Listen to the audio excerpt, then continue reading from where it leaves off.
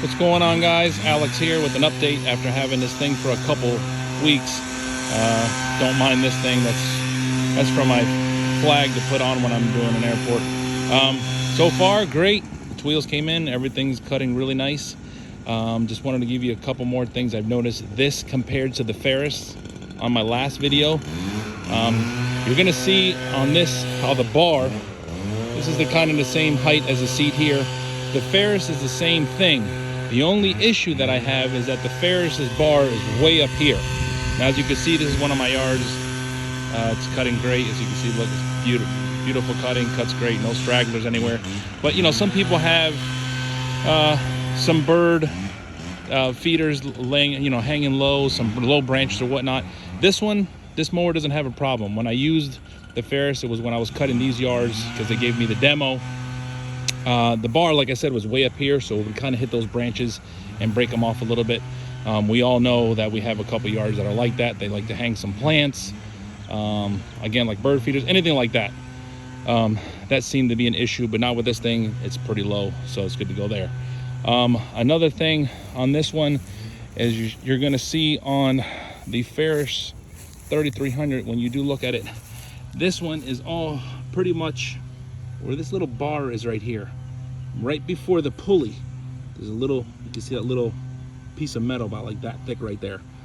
That goes all the way around, so there's some pretty good defense before any of that those grass clippings right there hit the pulleys or go inside the pulleys. We all know we have a little bit of grass that goes in there, but what you will notice on the Ferris 3300, right about there, this pulley is sticking outside of the metal and you can see the belt.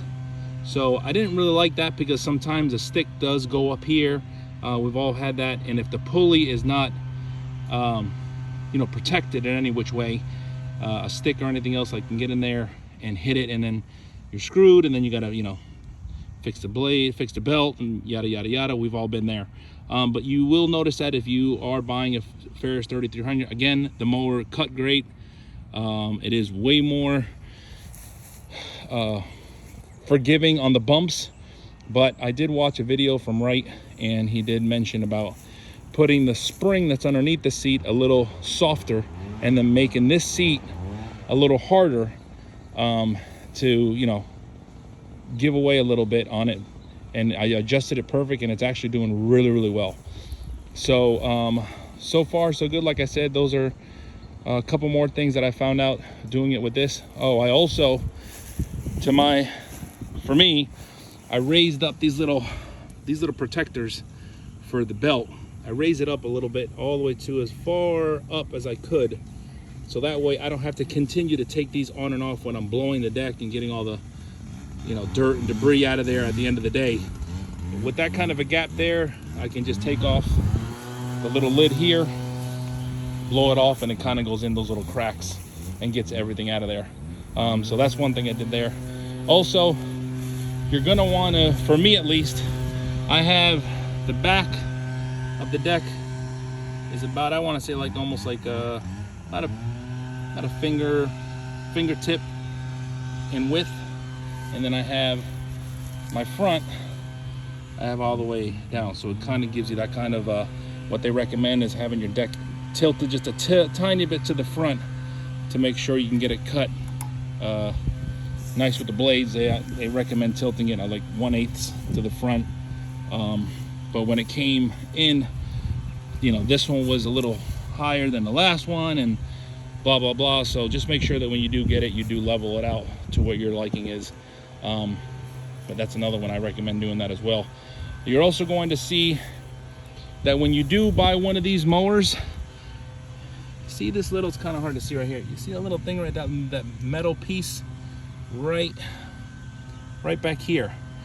All right, well, that little metal piece right back here holds the striping kit that comes with these mowers. So here in South Florida, we really don't need it because the St. Augustine grass, you know, it gives you some good striping just with the tires alone. But with the St. Augustine grass, it's not like the northern grass where you need the striping kit to do that. For me, I took it off because there's a lot of yards where I do have to back up, and when you do back up, you know, there could be a pool area you have to back up, or there's a bed that you have to back up with. I noticed that when that striping kit was there and I would back up, the grass would start, this grass that I just cut would stick up. So anything that was behind it would stick up, and then I would go forward and then I would see it. I'd be like, huh, that's weird. Why is the grass sticking up? And it was because that striping kit. So for me, I would recommend taking that off if you're not striping. Because again, you're going to see some of those things. If you're just going in straight lines back and, you know, up and down, it does great. Other than that, checking the oil, good stuff. That's what, you know, that's what all that dirt is from there, and obviously mowing fields that we have. But other than that, cuts great, does great. Also, another good tip, make sure that when you do buy it from the dealer that they check on the RPMs.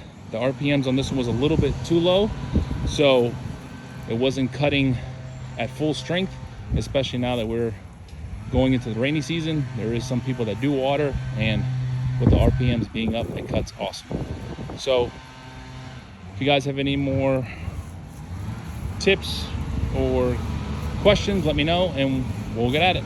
All right, guys, have a great day and enjoy the rest of your week.